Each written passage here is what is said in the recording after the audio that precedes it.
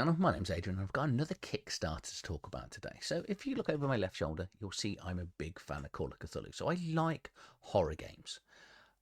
Right shoulder, Vampire the Masquerade, Werewolf the Apocalypse. More horror.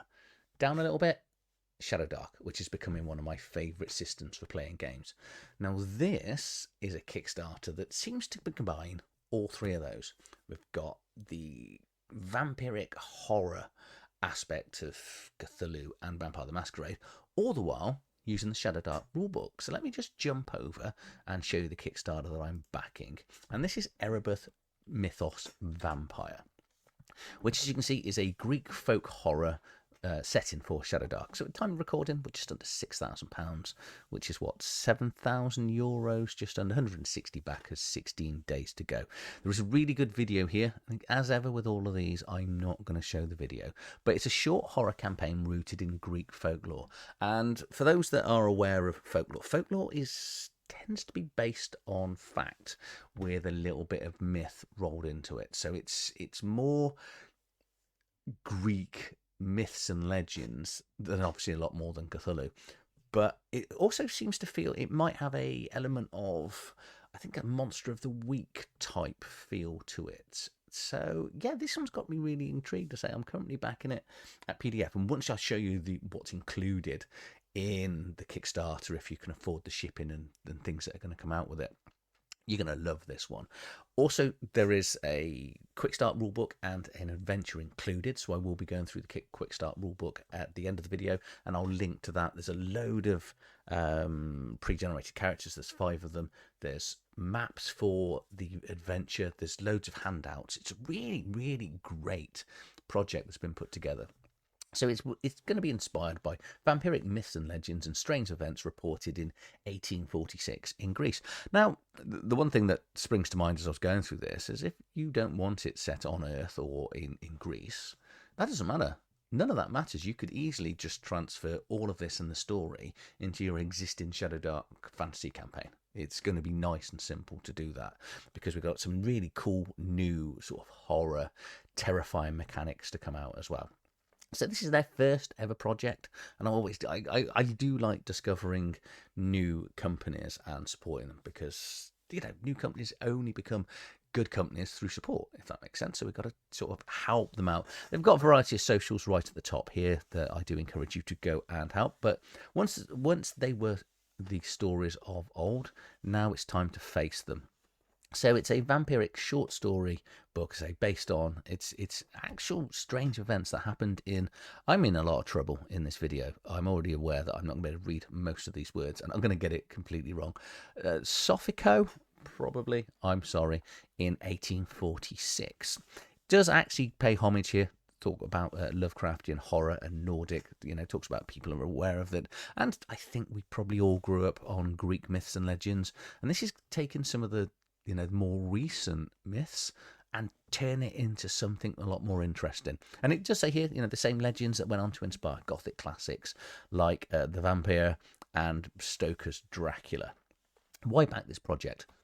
It's not included in here, but you should back this project. Well, it does kind of say here, a true passion project from a small indie team, but I think this is the whole ethos really for me for Kickstarter, discovering smaller companies, us all coming together as a community and helping them actually get their dream. It's, you know, it's a fully funded project. They're opening stretch goals. It'd be lovely to see them break over the €10,000. So get on this.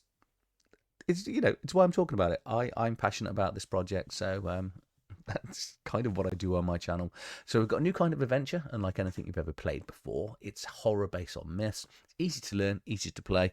I will say that with these new unique mechanics, obviously Shadowdark is a rules light system. Some people don't like that. They go, it's a little bit light.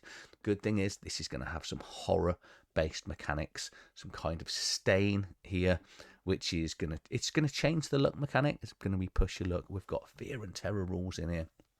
New combat rules, which is going to change the way the AC works.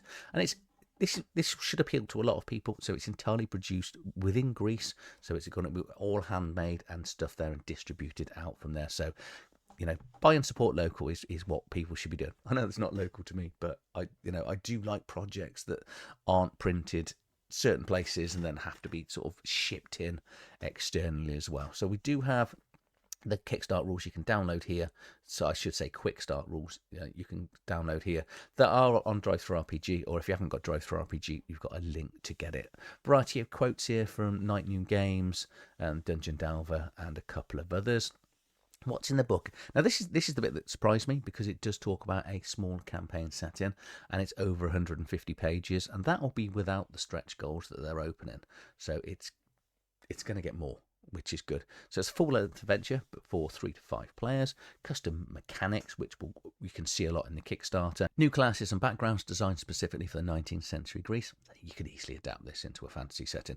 But all 5 of the new classes, which are listed here, that are pre-generated characters to play in the adventure. So you'll be able to download those as well. So I will show you 2 of them at the end of the video, so you can just get an idea of the new powers and things that these characters are going to be able to do. A load of monsters from Greek folklore, included in the infamous I've started this now, I don't know, I'm not even going to try it.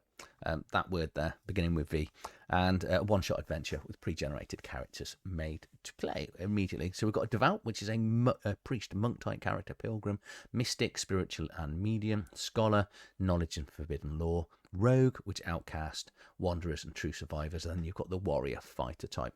There are 3 new types of spells as well. So we've got Devout, Mystic, and Scholar, which is what the spells are named after. So it's quite easy. They will use different attributes, as you'd expect from Shadowdark.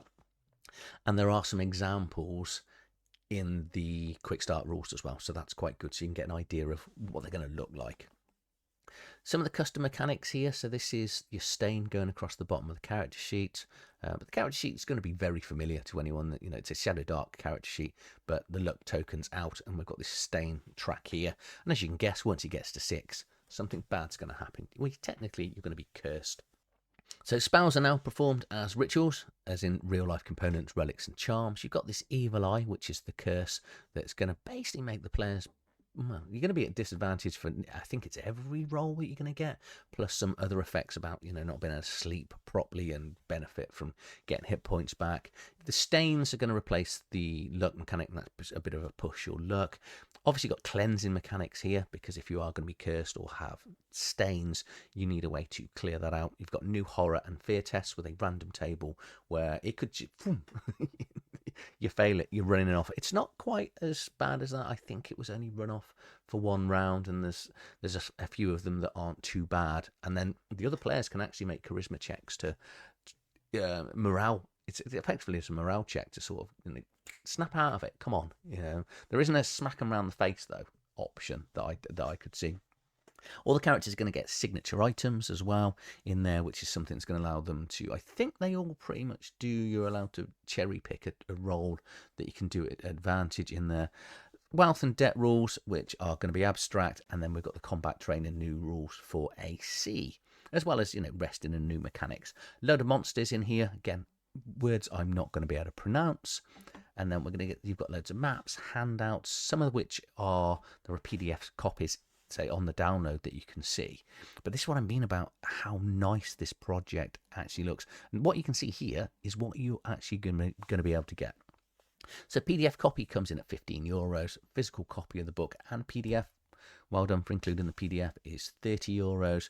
This knitted protective bundle, which comes in with charms, and this is great. I love this sack that's going to be around it, a map, some character sheets and some charms and stuff, comes in at €60. And then if you want some additional prints and stuff, that comes in at €85. And then variety of add-ons, as you'd expect if you want to buy individual stuff or additional copies of the book. So stretch goals flying through. We're aiming towards the 7,000. I say they've probably got something at 10. I don't know why I'm picking 10. It's just a nice figure, I think, to get to. Obviously, you're going to get variety of shipping and possibly tariffs, shipping charges, things like that. We're then going to get to meet the team, and there is no way I'm going to even attempt to read any of their names, so I do apologise, but you'll be more embarrassed with how I try to pronounce them. There's actually some of them, their Christian names probably aren't too bad, but let's just not attempt that. Anything in the FAQs here? Do I need the core rule book for Shadowdark? Yeah, But obviously, there is a free version of the core rulebook, which is quite good that they're pointing this out. So, as much as you will need a copy of Shadowdark to play this, Kelsey is incredibly good. If you go onto the Arcane Library website, you can actually download a copy of the Quick Start for free. So, at $15, €15, I should say, you can get the core rulebook for Shadowdark for free and actually back this and play this at PDF. Obviously, if you're going to be physically, go physical copies, absolutely amazing. I just back a lot, so I really struggle on physical copies, unfortunately, because I try to make my money sort of spread and support as many people as I can and just build my collection. I just love reading and all these things now, and hopefully, playing them, which it's a separate hobby, isn't it? I think we all sort of have that debate on, there's buying stuff, there's reading stuff, and there's also actually getting to play. We've got 3 distinct piles of books. So, right, let's get into the Quick Start rulebook now. Artwork, you're going to like this, I think, throughout. It's done in it's obviously a Shadowdark way, because there's a lot of black and white in here, and I'm not sure who the artist is. It did say it, but I'm not going to be able to read their name. So, but well done, it's good. So this Quick Start rules comes in at 66 pages. We've got the writing here, game design, and the artist. Yeah, no hope. Konstantinos. I don't know why I tried that, but hopefully that's close enough. But well done, it's great art, great writing. I do like this. Right, so it is. I think a lot of this we've covered. So it's rooted in folklore. It's very, very supernatural. I said it's a perfect mix for me of Vampire the Masquerade, Call of Cthulhu, Monster of the Week. It's got that element of Supernatural, the TV series. I know it's based 150, nearly 200 years ago, but it's got that sort of feel in it, especially once you get into the adventure where, and I'm not going to show the adventure because it's in 3 parts, and I kind of don't want to spoil it. I kind of want you to go and get that yourself and have a look through. It says this is free on Drive-Thru RPG, so you'd be a fool just not to even grab it and at least read through this. Everyone is playing an ordinary human, which is again that feel of Call of Cthulhu. You're accidentally thrown into whatever it may be, and then suddenly you've got to become the hero, which is why I think Cthulhu has lasted for so long.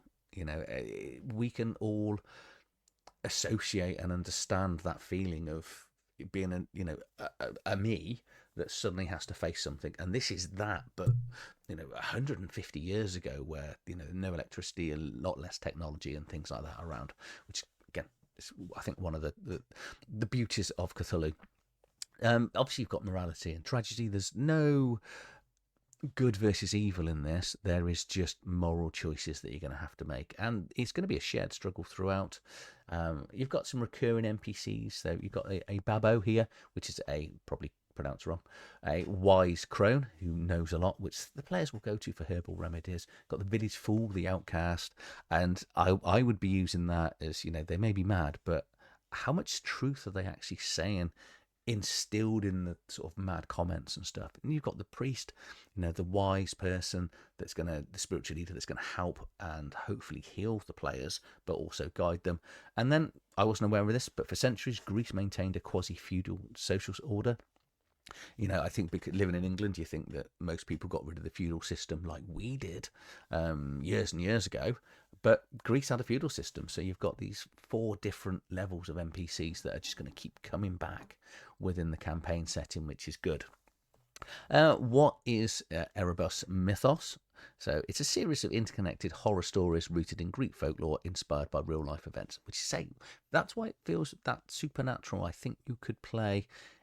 That's my mind. Call of Cthulhu, Supernatural, Vampire the Masquerade, in the 200 years ago in Greece, or anywhere. Like I said, I think you can move this wherever you want to play. A little bit of details about Shadowdark, which I think if you're not aware of Shadowdark, I think you can read this page yourself. But most people watching my channel probably will be aware of it. So we've got a few new mechanics, which I'm not going to summarize on this page here. I'm just going to go through them as they go through. It's a nice summary though. But training, depending on your class, you will have a different type of AC, and this was covered in Veilstone, which was that Western setting that I talked about. And it's going to be depending how trained you are in combat, would just change your AC. So no training's going to be at 10 plus dex, basic, veteran, elite. So you're going to go anywhere from 12 to 16. And so there's no armor. But I like this aim ability. So you can sacrifice your turn, and then your next turn you're going to get advantage to attack, which is cool. We've got a long rest. Long rests are, you need to be in safe places, churches, monasteries, friendly mansions and stuff, and 8 hours, which is going to get you all your hit points and abilities and spell use back and reduce your stain by 1. You can have a short rest as well, which is during the day, roughly an hour. Sound familiar to anyone that plays 5th edition? You're going to be able to get a d6 hit points back, or regain 1 spell use. So then you're going to have that choice. So it's up to you as to what you want back. Fear checks. Ooh, this is nasty if you fail. It's going to go on wisdom, and you're basically rolling versus the terror rating of the creature. So a 9 for an unsettling creature or circumstance, all the way up to 18 for ancient evil. A variety of things will happen whether you succeed, critically succeed, fail, or critical fail. And there are a few other times you might roll fail checks at other monsters coming in. One of the allies dropping to 0 hit points. That's a big one to remember. You've got a table here, so you're going to roll a d6, and you've got the rally here, so it's a DC 15 to sort of get your friend to sort of get that snap out of it. But say these will range from losing a little bit of stress to full on running away for a round. Afflictions. So at the end of the session, if a character has faced at least one of the qualifying horrors, things like, that we've looked at, so horror checks, things like that, they may have some ongoing affliction. And it's quite nice the player's going to choose between wisdom or rationale. And if they pass the check, they're fine. If they fail the check, then they're going to gain one of these afflictions, which really feels like the sort of madness mechanic in Call of Cthulhu. If you ever roll the same one twice, you give them back your character because they've lost it.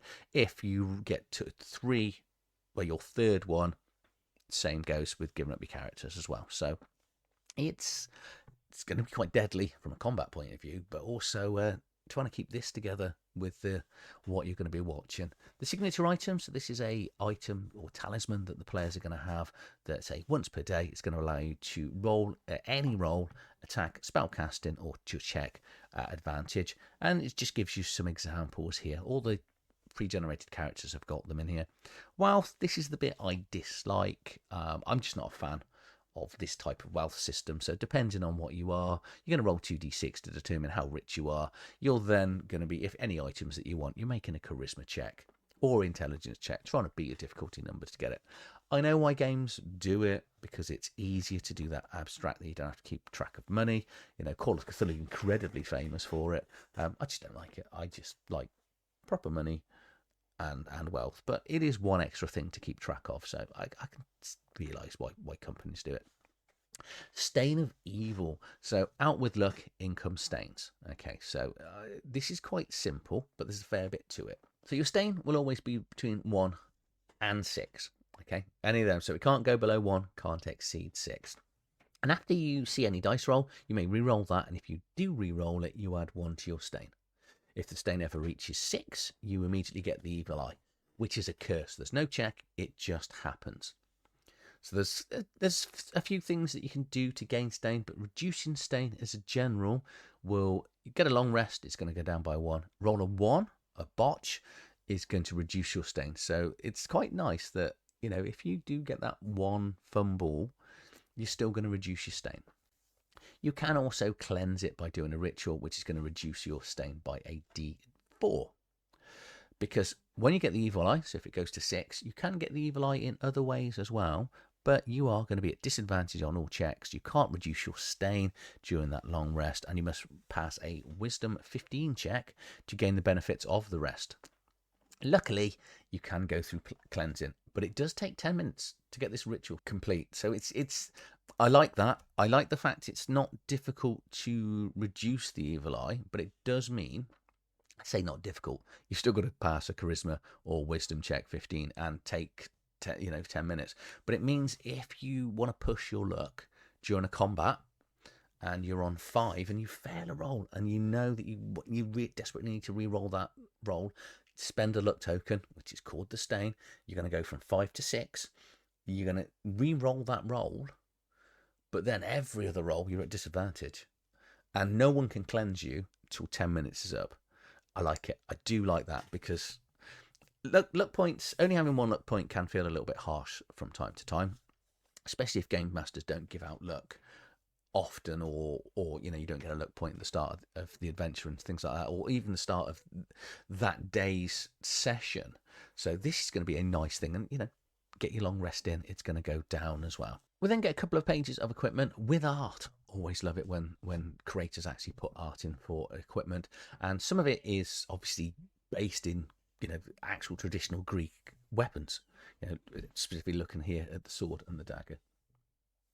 We then get into the spell casting. So we've got the new types of spells, which we'll look at. Mishaps still happen as a 1, and you can actually end up with the evil eye as well. But we've got the magic is more subtle than this, because if you think about fantasy magic, it's all sort of flary, having your hands out, and you know, got to have free hands and talk and speak. This is a lot more subtle, but it does come from, you're going to need potential rituals, chants, charms, or maybe sort of graces and curses that can be spoken.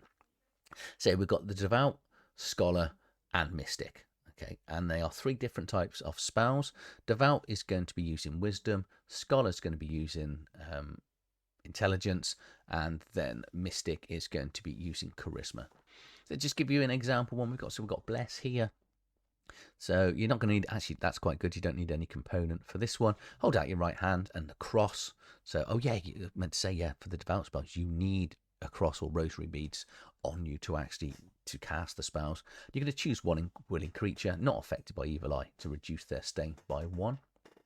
The scholar, there's only 1 spell in here, which is the word of Enoch. You lock eyes with a creature and whisper a passage of the forbidden language of Enoch, the language of angels, and they're going to do 1d6 damage. And then the mystic spells here, and we've got a hex pagan curse. We'll look at, so you're going to need a small effigy and a needle. You have advantage on your checks to cast this curse. That's cool. That's quite nice. Hold up a small effigy while looking at the target, then pierce it with a needle. The target takes a d4 damage.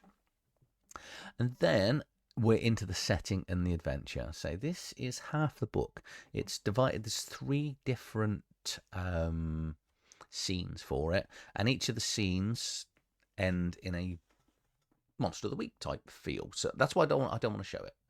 You know, there's a little bit here about the player characters, and it gives you the background and the sort of characters they're going to be, and you can commonly roll some names. And so then I think it just makes sense to look at, I've picked up the devout and I've picked out the warrior class to look at. I say the rest of the adventure, go and discover for yourself. So here's the character sheet here for the devout. All the players are level 2 in the adventure. So you can clearly see the stains, hit points, AC in here. So we've got these talents and spells over here. So we've got a couple of spells, which I'm not going to go through, but I will sort of identify here.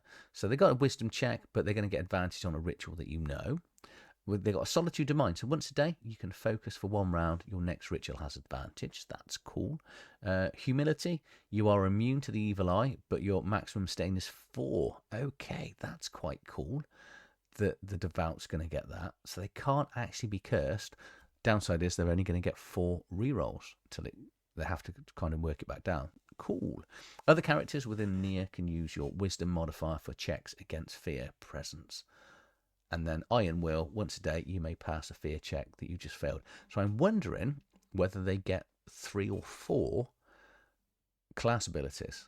Because when we look at the warrior's got a chunk as well. So the warriors managed to have... I guess these are the first 2, because being a human, they're probably still going to get 2 advantages, but they're going to get surprise strike, which is an extra d6 damage when they're attacking from an advantageous position, hiding or higher ground. So yeah, stay down there, Anakin. You're going to get your legs chopped off. Warrior's Guile, advantage on checks to hide, scout, and navigate through rough terrain. First Aid, when you succeed at stabilizing a dying character, they recover 1 hit point. That's nice to get that hit point up. And then Weapon Expertise, choose 2 types of weapons, such as pistols or sabers, gain +2 to attack and +2 to damage with that weapon. That's powerful. That's 2 at +2 as well. And then Boldness, 3 times a day. You may re-roll an opposing strength, dex, or wisdom check. They feel pretty powerful. But then I'm not surprised, because when you think about it, You've got all those horror checks and the stain to go into the curses and stuff. So I think I like this. I do. I was backing it anyway. And I had a quick look through the Kickstart rules the other day, and I was like, I just need to get the camera out and tell everyone else what this is. So there was the Arkham game, and I can't think of the name. Arkham Dark it is, which is Call of Cthulhu Arkham, for Shadowdark, which is really good. But I just this feels nicer, if that makes sense. And that's no disrespect to Call of Cthulhu, but I've played a lot of Call of Cthulhu over the years. So I'm kind of looking for new and unique experiences. I've never been to Greece. I don't know what Greece was like 200 years ago. This setting's going to actually allow me to play Greek myths and legends, but in the modern era. I think we've done it. If you've read The Witcher or read the books, watched the TV series, played the amazing RPG, that gives you a nice feel of Polish folklore, and you can learn things about Polish creatures and stuff. And I can do this now with Greek creatures. I'm not going to be able to pronounce any of them, but luckily I'll be playing this with my friends, so absolutely fine. So I can just pronounce it how I want to pronounce it. But it means I've got new, unique, and interesting creatures, because I didn't show them because I don't want to. But when you look at the creatures that are actually in the adventure as well, they do some pretty cool things, as well as having really cool names and great artwork. So go down, download the free copy of the rule book. Just run that adventure with your friends. I think everyone should back this. This is a really good project. And, I say, if you're fantasy and you only want to play fantasy, doesn't matter. You could throw this into your fantasy. Play this, rules as written. It's absolutely fine if you want to. Just one final thought. It's called Erebus Mythos Vampyr.